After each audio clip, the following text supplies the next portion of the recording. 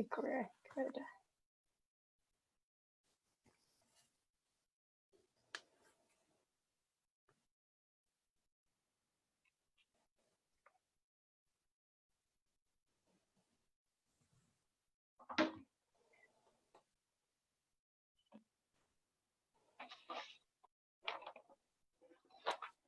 All right. Community coffee time. All right, we are Amazing. live. All right, this is episode 3 of Community Coffee Time. We are live on Facebook, so I'll be watching the comments. There is a 30-second delay if we have anyone watching us live, so or 20-second. Either way, it's long. But I'll be keeping an eye on it. We'll see, and if not, we'll make sure this is shared and posted everywhere after this. So today I have Breann Colpitts of Successfully Social Colorado. Thanks for being here today for our coffee chat. Yeah, thanks for having me. You know, I have to admit, I usually drink coffee every day, but I'm doing a microbiome second brain reset that I started today, and I can't have caffeine for 3 days. So, Oh no. What do you drink instead as like a placebo? Because you can't have caffeine, but just water. I'm just flushing and hydrating right now. So I'm like, Bree, you should have thought about this a little bit. You could be drinking coffee with Bonnie right now. oh well, you'll probably pick the healthier option. Yeah. I drink so much coffee, I have to remind myself to drink water throughout Yeah. the day. Mm-hmm. Yeah. Mm-hmm. I get So ya. so good for you. But yeah, so for people watching, this is kind of a new series I started last month where I want to provide resources for our community here in Colorado. And not just music resources, but really connect with the different community providers for the disability community in Colorado. Yeah. Yeah. Awesome. So you're my first guest. Oh Yay. my I've been gosh, I'm talking the on, first. yeah, I've been talking on Oh my own. my gosh. Bonnie, thank you. I'm Yeah. so honored. I'm so honored. Yeah. And we'll get to it at the end, but I really wanted to bring you on because you had a laughter yoga experiential at our virtual resource fair that you didn't get to do because we had to cram so much into 2 hours. So I'm really excited to like highlight and focus that today. Yeah, we'll do a small little Yeah, sneak peek try at that. Yep. perfect.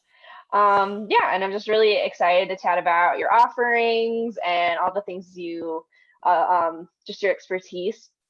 I've been hearing a lot of nice things about your online social camps, like in some of the Oh, parent groups. thank People are you. like, this camp's awesome. So I'm just excited to learn more from you and what you offer. Yeah. Well, should I just jump in and just say the Yeah, words go. right now? Okay. Yeah, introduce Um, yourself a little, tell us all about Successfully Social. okay, so I'm Breann. Hello, everyone. Um, I am a mom. My kids are getting ready to have birthdays.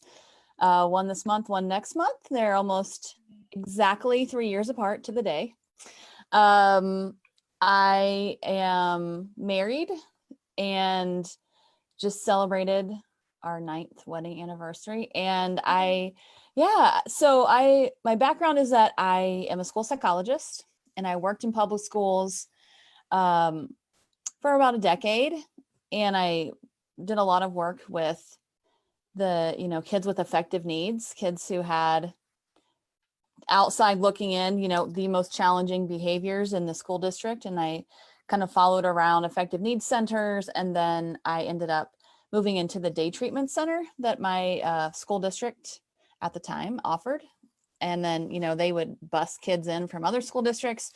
And when I became a mom, I was like, I don't know that I'm going to have anything left to give if I continue in this work. And I'm someone who like asks for signs and asks, the universe or God or whatever you want to call it, for support and help. And so I, at the time, a couple years prior, I had met and made a best friend, Allison Marion, and we had been planning.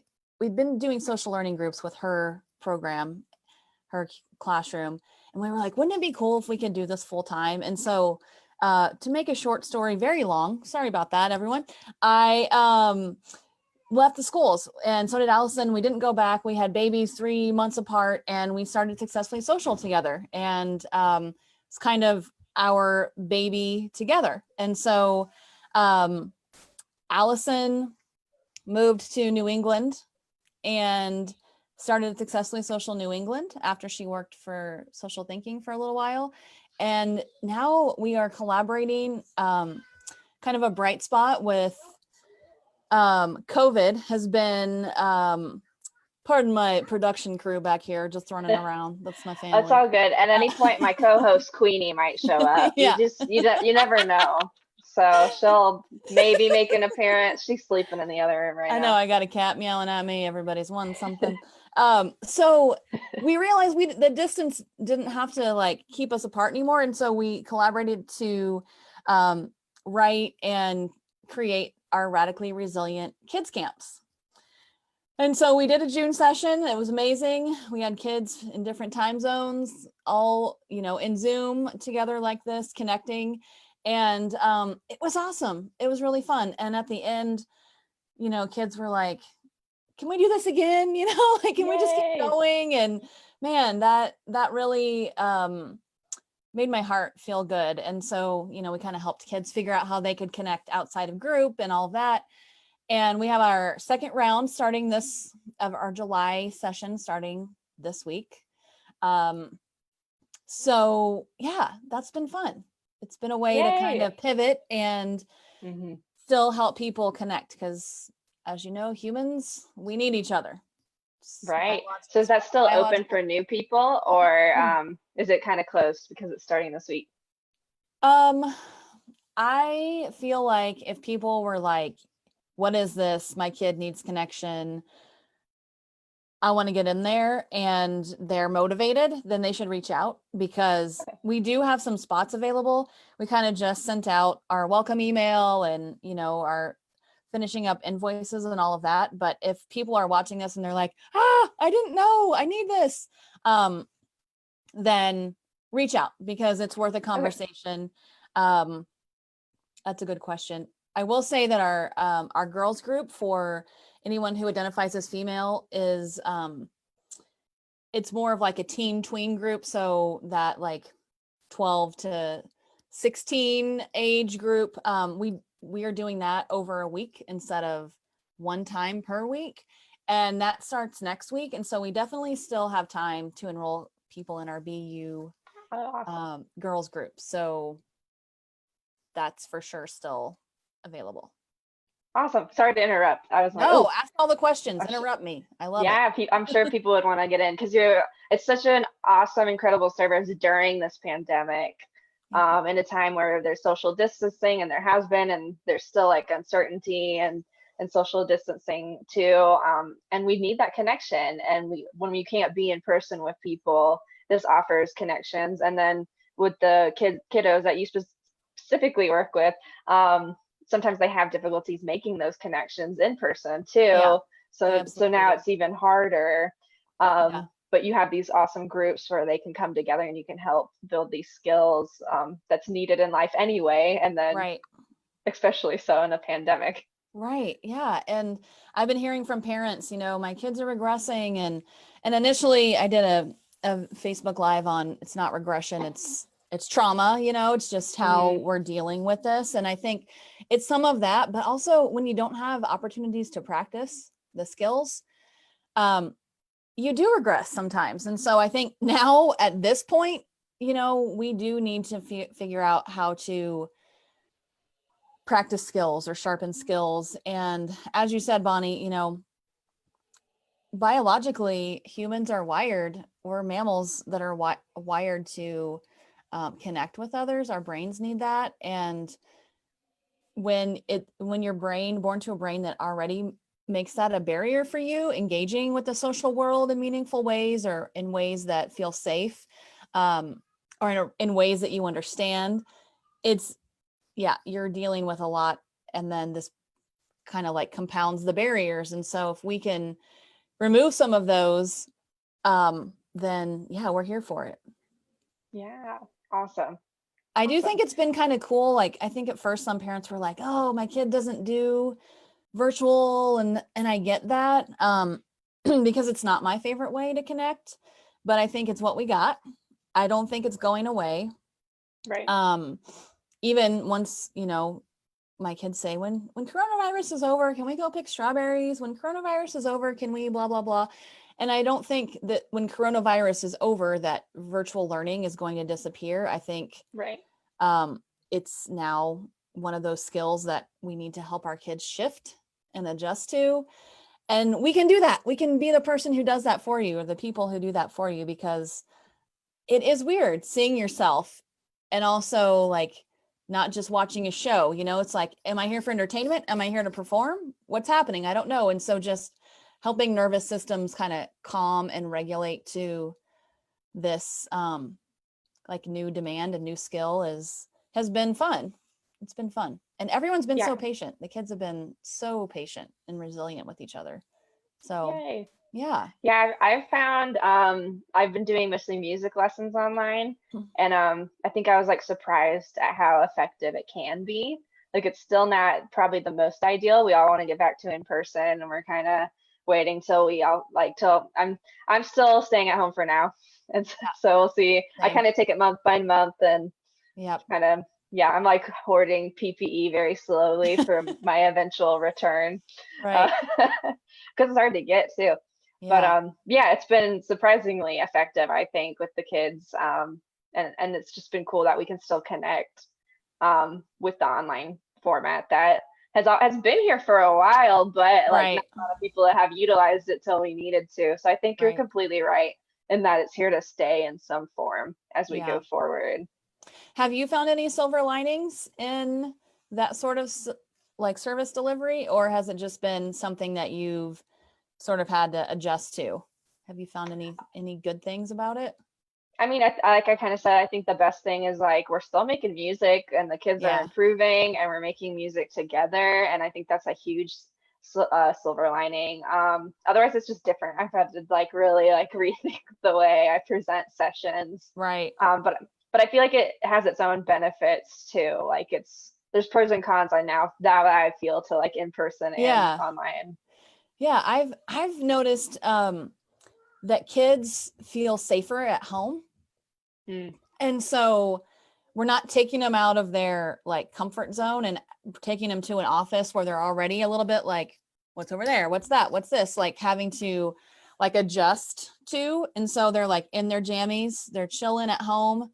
Um, and I've seen that be a really positive thing for some kids who would otherwise have a long drive and have to like do all these other things and routines, where it's just like, you know what? We don't have to do those things. Just wake up, open up your laptop, and do this thing that's hard for you instead of all these other things before the hard thing. So it's removed some of right. that stuff. So I've seen Yeah. that be, you know, not critical for all kids, but for some kids who really transitions are tough. It's like, well, we just removed like 10 transitions for you. Right. You So like turn the computer on. Yeah. right, yeah. So that's been a cool bonus, I think, for some folks.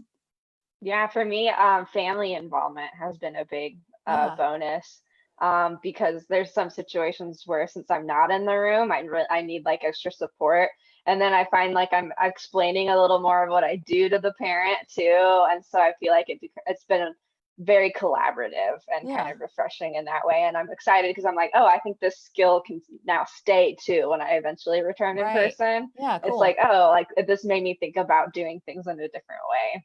Yeah. Amazing. I love that. Look at us Yeah. evolving. I know. I mean, I'm actually very impressed with the music therapy community because I remember when like this all started in like my weekend in March when things were like shutting down. Like suddenly, like music therapists are like, all my services are online now. Like here's forms, like and like sharing with each other too. And it was just crazy. And I'm like, how did we all like switch how we completely do our like Right. practice in like a Yeah. week? But Yeah. Well, that's evidence of some flexibility smarts right oh yeah. there. Oh Yeah. yeah, which we need with our population for sure, because you Yeah. gotta really meet every kid where they're at. Right. Yeah. Cool. I love that. Yeah. Yeah. So one thing I wanted to talk to you about is Successfully Social has a 3 brains of social learning approach. And I was wondering if you could break that down for me and our audience. Yeah. So this has been an evolution also, and I feel like it's absolutely still a work in progress. But Allison and I, we started out with just doing social groups and incorporating, some parent education and coaching in with those things. And that's a wonderful service, and that supports many people and families. And then, the more we learned just about the needs of our clients, we see that we got people with anxiety, people who feel isolated and alone, and just, they've got other stuff happening. And sort of at the time, actually probably a little bit before on my own journey with dealing with some, oh, there's your kitty. There she is. Aw. This is on schedule. Yeah. If she hears me on a call, she tends to come. She's like, like, let's go. oh, Who are you yes, talking to? I got to be part of this. Right.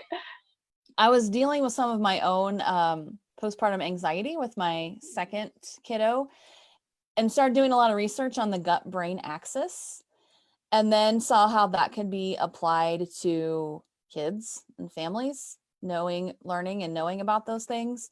And then more recently, started learning more about the polyvagal theory. And I mean, I'm only like a 101 student when it comes to where I'm at with that learning, but that's connected to like all the services and things that we do. And so we were like, oh my God, this really hits all 3 brains. So I'd like to say that like, oh, we realized all 3 brains, and we were like, but it was more like, oh my gosh, we're doing these things because laughter yoga is a fit into there. And Allison and I are both certified laughter yoga leaders and have been doing that as a free service for our community and beyond. And we were like, oh my gosh, we're doing a 3 brains approach, and we didn't even really intend to, but then like, oh my gosh, this is amazing. So we have 3 brains. The one up here, our second brain, is our gut microbiome. Super important, makes possibly up to 90% of our serotonin in our gut, which is our happy neurotransmitter, one of them. Dopamine has a connection there, GABA. So a lot of chemicals that are needed in our brain to function and manage mood and anxiety and all of that, it starts in our gut. And so we were like, okay, we need to be educating families about this. We've partnered with the First Mental Wellness Company to offer supplements because so many of our kids are like, I'm on the white food diet. I will only eat mashed potatoes or fries and dino shaped chicken nuggets, not any chicken nuggets, dino shaped. And so it's like, whoa, we got to help these kids feed their good bacteria so that they can feel less anxious and be a better version of themselves. And then that our heart is also, it's our third brain. It's connected into the polyvagal theory along the vagus nerve, which is a nerve that is connected to, I think, every organ in our body. And so it helps with safety and feeling safe in our body. So, when you're born to a brain that like the social world doesn't feel safe because you're not maybe interpreting it as, someone who's neurotypical would. I don't know if that's real, by the way, neurotypical. But anyway, I feel like we all got something. So, and I don't mean to say that to like diminish the challenges that neurodiverse folks really do experience. I just don't know if like normal is something we should be measuring against, because I don't know if normal is a real thing. Okay. Tangent. Anyway, and so helping kids feel safe, and knowing about the social engagement system, being able to read faces. So that's connected around like, does somebody's face look safe or not? And then, being a part of a group or a tribe is how we evolved, and doing things to not get kicked out, because that meant less safety around like being, prey for a saber-toothed tiger or something like that. And so as we've evolved, those systems have evolved too. And we need to be addressing all of them to really get the like progress that we that we hope for our kids. And so taking in those three factors and then being able to offer services that impact each brain has been kind of something that we were doing, and now is a little bit more formalized. And Right. yeah, and so I feel like they all sort of overlap. Like, in, you know, if you did a Venn diagram, there'd be overlap for the various brains. But I think if you only serve one, then you're missing out. Right. Has the online format changed a lot of that, or is that so foundational that like really the only difference is you're on the computer? I don't wait, say that one more time. Like has your approach using the three Mm. brains changed online, or do you feel like that like the format in which you teach isn't really affected by it? I I'm don't think sorry, it's I'm asking that in a weird way. I don't think it's been affected by it, other than like sitting down and like sharing supplies or something like that. I think we can achieve the the connection with others and the social coaching piece, like helping kids, you know, add on thoughts and hold their thoughts, and, you know, help coaching them on, you know, when should you talk about that topic, or you need to wait to share your Minecraft, you know, world until the end when we're just doing free share or whatever. So I think it's almost made it easier because you can mute people. No, not really.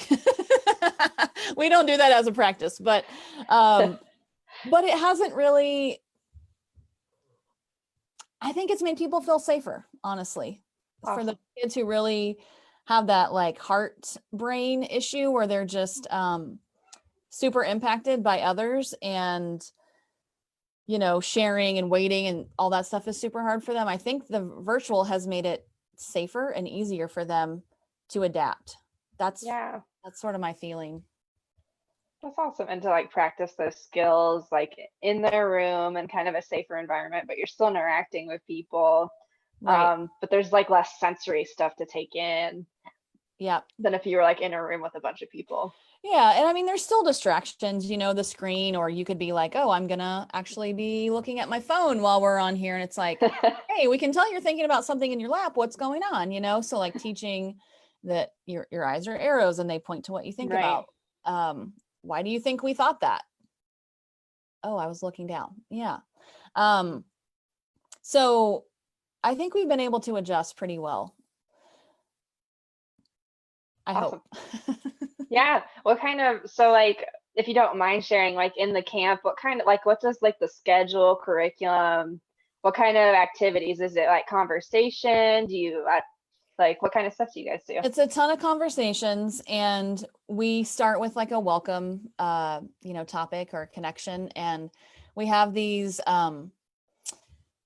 take and creates that are really just a thinking tool. So at the end, you know, we'll introduce like, we'd like you to you know, think about who a personal superhero is to you, and then we, you know, we explain what that could mean, and then we start our next group with that topic, and people Oh, cool. share, and inevitably someone's forgotten to think about, you know, the take and create, and so we just help them think through it right then. Like, you're not off the hook, you just have to think, you know, we'll let you go last. So listen to what people are saying, and maybe that will help your brain get an idea about, you know, who could be one of your personal superheroes. And then we'll talk about that. And then oftentimes we're incorporating some like deep breathing exercises or laughter yoga exercises into our groups. And, you know, sometimes we'll play games depending on what the group theme is, and that will lead to other, you know, questions or ways to connect. And we really sort of follow the flow of where the group goes. And Hmm. so a lot of our groups, we've talked about cake, favorite kind of cake, candy, like, you know, all these different things, memes, which we do have a whole camp about memes. So we'll talk about shows or anime or like your D&D character or whatever. So we've just really, we let it flow to see where it goes and see if people can add on, because that's really what life is like when you're connecting with each Right. other. It's like, oh, do I have a thought to add here? Does my thought change the topic?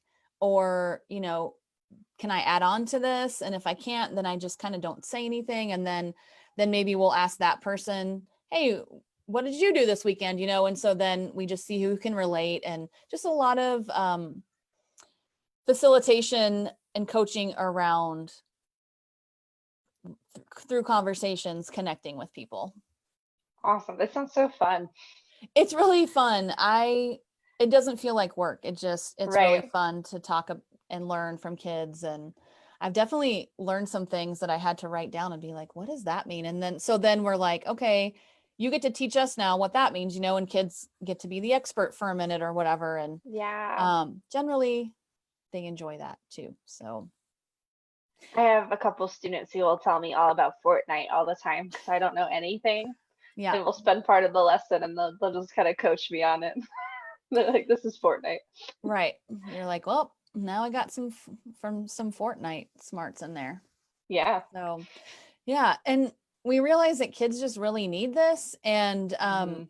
we are working on launching a subscription service Oh, cool. around, we're still workshopping the name. So the name is under construction of what this is going to be called, but there will be less of a parent component. So it will be a cheaper price point. We're hoping to make our services more accessible to people while also still making a living doing this work. Mhm. And so yeah, we have a weekly subscription service that we are launching hopefully this week for some of these things, because we got some kids who really want to talk about their interest areas, and we want to give them a space to do that so they can connect with each other in a way that's safe right now during the pandemic. So yeah. Yay, how exciting. I'm going to keep an eye out for that for sure. Yeah, That's awesome. thank you. Yay. Awesome. I think that's most of my questions, kind of looking real quick. Unless you have any other offerings, question mark? I think we've um covered a lot of them. Individual coaching is happening now. I'm giving priority to people who are already kind of in groups, because the calendar fills up pretty fast. But if people are like in a dire situation, they should absolutely reach out. I will do a free consult always with folks. So if you're like, I don't know if we're ready for group, or whatever, but I feel like we should have a chat, then please connect, because I would be happy to have that chat. And I would also be happy to do some laughter yoga with you right now. Do you want to? Yeah, could you mind explaining what it is first? And then we'll kind of end with our Absolutely. little mini demo. Absolutely. Okay. So, all right, what do I want to say about it? Okay. So laughter yoga comes from India. It is formulated by a family physician named Dr. Madan Kataria, who was doing research on laughter being the best medicine. Raise your hand if you've ever heard that, right? And so he was Queenie too. She's heard it. And so he wanted to put it to practice and see, like, is this legit? Does it really help? And so he got people together to the park in Mumbai, India, and they used humor. They told jokes and people laughed, and then, like, see you tomorrow. And so that happened for a while. And then people stopped coming, or they stopped laughing, because what's awesome about humans is we're all so different. And while we're all very much the same, we also have things that make us us. And a big part of that is sense of humor. And so, I might not like the same movies that you like or the same jokes. And if we're honest about humor, a lot of it is offensive to certain groups, and it uses, stereotypes to make fun of people. And so Dr. Kataria went back to the research and found that you don't need humor to laugh, that you can fake it till you make it and laugh for the health of it and get the same benefits. And laughter does have many documented health benefits. So some of those are a boost to the immune system. It increases our endorphins. So if we are hurt or in pain, laughing will help boost those natural endorphins to help us not feel so hurt. It helps unwind the negative effects of stress and helps reduce depression and anxiety, because it does help boost our serotonin. And so this is all research that you can Google or find online. If you look up laughter yoga, you'll find videos. And I was certified as a laughter yoga leader in 2008. And so I've been laughing and leading laughter yoga for a really long time. Most formally with kids in public schools. I did an after school laughter club. The first day, 75 kids were there. And so it was just me. And I was like, if any teachers are left in the building, like on the all school intercom, 75? please come to the gym. I don't know what I would do in that situation. I'd be Oh, like, this is we a laughed. mob like version. Yeah, it was insane.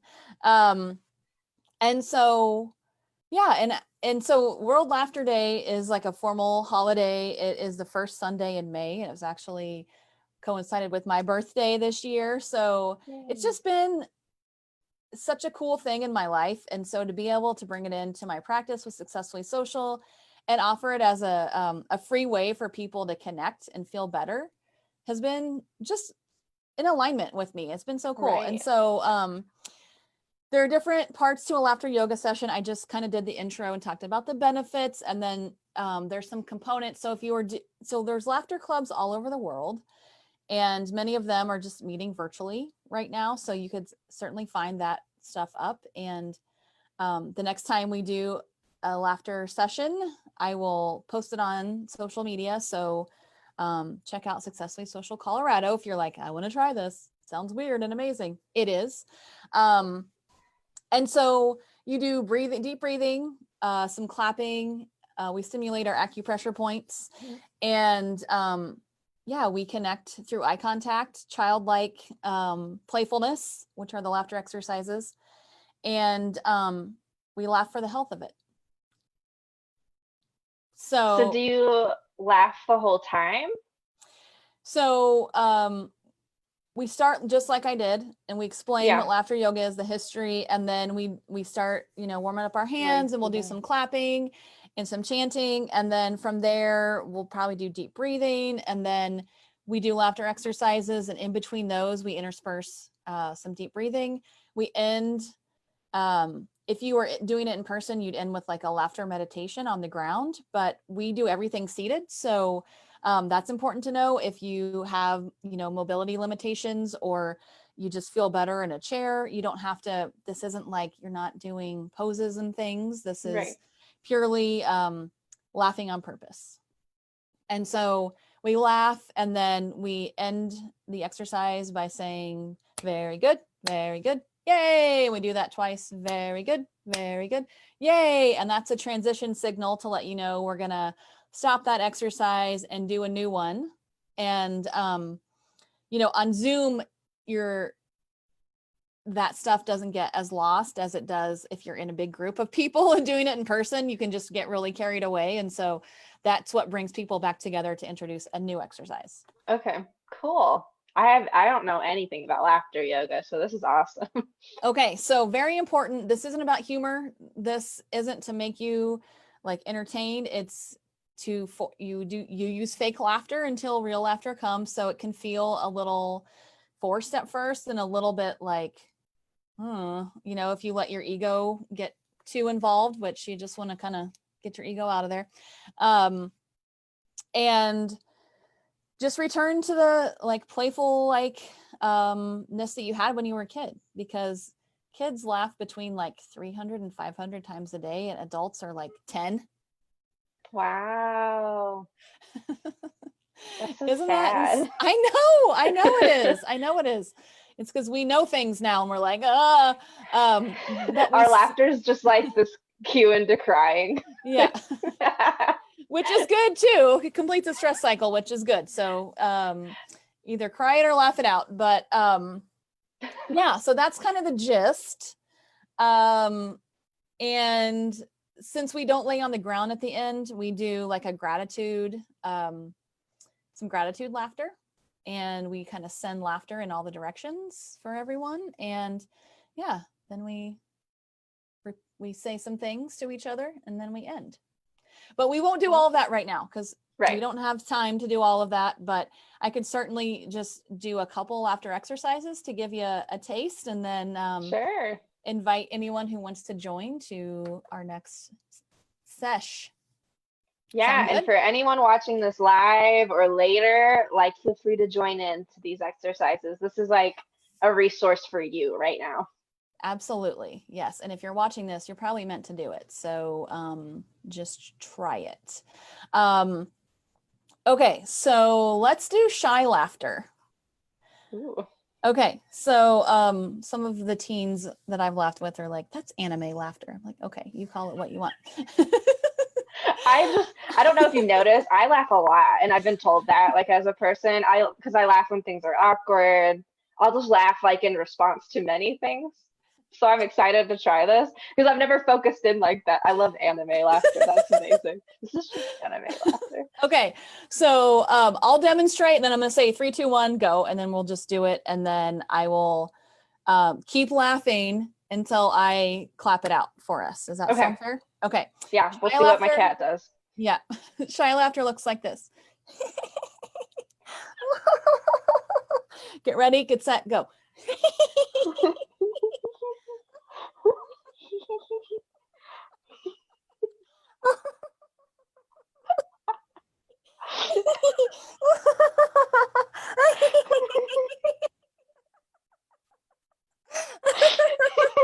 I'm gonna cry. Very good. Very good. Yay. Clap with Yay. Very good. Very good. Very good. Yay. Yay. Oh, okay. Ooh. Just did a laughter exercise. How do you feel? I loved that. I was almost crying. I don't know. I feel like the fact that though you told me it was anime laughter made that funnier to me though. Some people will be like, what? But if you have anime smarts, then you're probably like, oh yeah, okay, I get that little giggle. Right. Okay, so let's do sad, happy laughter or happy, sad laughter. You can make it be whatever you want, but it looks like this. Get ready, get set, go.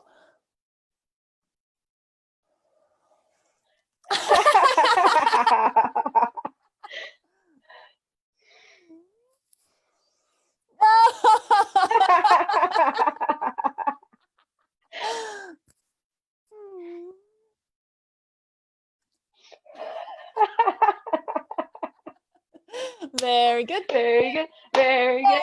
Yay. Very good. Very good. Very good. Yay. Okay, so I'm having way too much fun. I think this is something I'm meant to do. Yes. So that is a little peek into a laughter yoga session.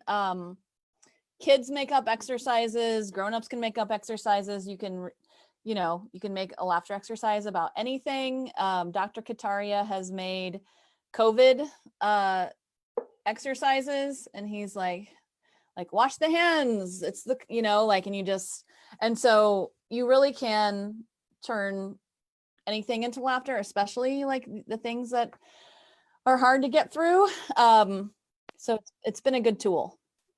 Yeah, oh, that's awesome. And so how often do you offer this online? We used to do it 3 times a week. Right when the pandemic started. Right? Yeah, and so right now we are doing it like twice a month. So we really cut back because we started, doing groups and things, and so we kind of had to shift a little bit. But if you're like, oh, I got to try this now, look online. There are many virtual groups that are happening, and they'll all be great. Laughter yoga leaders are fun people, and you'll be welcome wherever. And then I'm actually hoping to do, I didn't bring this up to Allison, so if you're watching this, friend, I feel like we should do, I feel like we should do one this week. So I will be posting about that on social media channels real soon. Yay. And I'll make sure I have your Facebook tagged in the Facebook description of the video, but I can go back and also add maybe Instagram too and website. Awesome. So that people can find your services. Thanks for talking about them today. You have so many cool things going on, and your expertise and knowledge is so cool. The things that I feel like I keep learning from you. Thank you, Bonnie. Yeah, of course. And I just feel like you're offering really cool things to the community, helping people, helping all people with coping with crazy times. Yeah. Yeah. I will say one weird thing, Facebook hates my website for some reason. Okay. And once they hate your website, they won't unhate it. So Okay. a really fun marketing challenge. successfullysocialco.com is the website. And you can also find things just on the Facebook page. We post things there and try to make it as easily accessible as we can. So Sweet. appreciate you. Thank you for having me as your first guest. That's a freaking honor. Yeah. Thank Oh, you of so course. And much. I love this resource. I'm going to start posting it everywhere too, in some of the provider pages, because not only do they get the laughter at the end, but just hearing all of the things too, I feel like is a lot of awesome stuff to share with the community. Thank you. You're Yeah, amazing. of Thank you course. so much. Oh, you're amazing, Breann. Aw. Community coffee time. This is what I want. I think what I want out of this kind of series. It's definitely an exploration, but just connecting with awesome people in the community and then sharing our knowledge and resources with everyone too. Yep, there's enough to go around. And if we can all share what's working, families can find what they're looking for. So Right. thank you. Exactly. Yeah, of course. Well, I hope you and everyone watching has an awesome day. This will be on Facebook, and I'll work on getting it on YouTube and Instagram soon too. Breann, feel free to share it as much I as you want will. to. Awesome. Awesome. Sweet. Happy day, everybody. Thanks for tuning in. Yeah. Awesome. Thank you, See you, Bonnie. Breann. Thank you again for coming on. You're welcome. Awesome. Have a great day.